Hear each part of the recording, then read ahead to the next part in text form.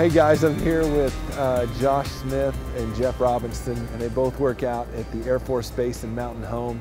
And they're gonna show us around a little bit and show us some of the weapons that they use and some of the planes that they work on. Together, these guys have 27 years of experience serving in our military.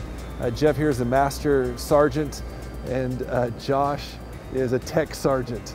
That's all Greek to me, but I'm learning as I go. So join us, we'll look around and show you a few cool things.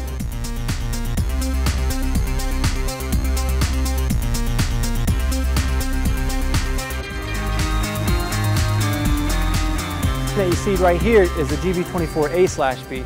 The differences between these munitions is this one right here, you can see the warhead is a lot wider and a lot fatter than that warhead over there. Whereas that warhead is shaped strictly for penetration purposes, where this bomb right here is built for blast effects, where it mass chaos, mass destruction, whereas this munition right here, it's designed more for penetration methods. It can penetrate 4 to 6 feet of reinforced concrete prior to it even exploding.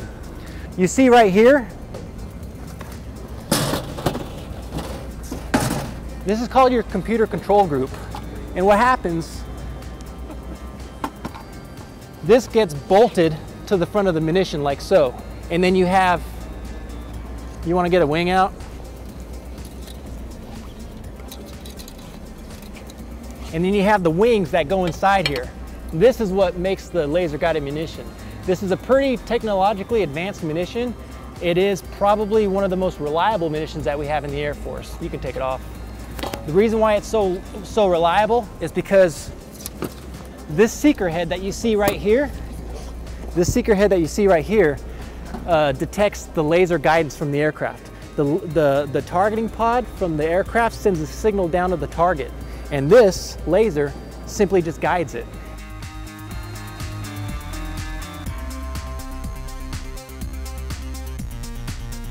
So the way the missile gets loaded is you got 3 sets of hangers. When you load it, this piece will be inside. So once it hits the stop,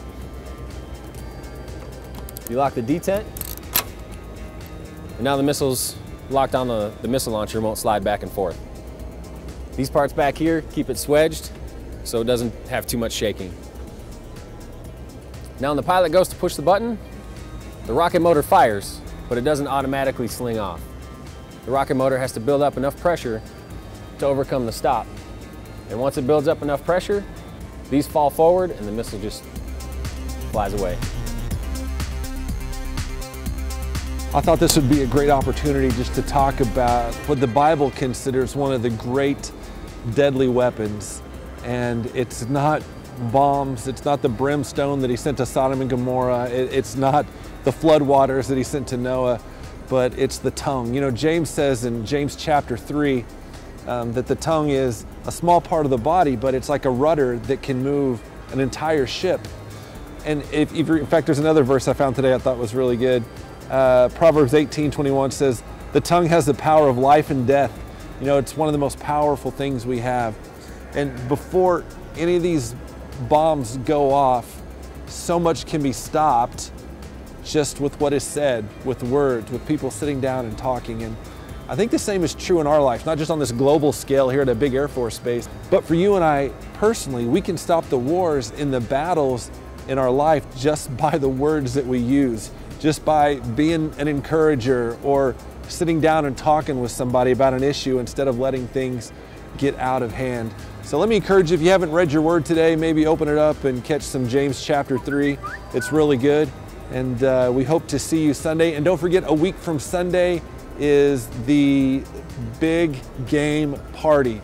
It's going to be super, and you'll want to be there. So we'll see you soon.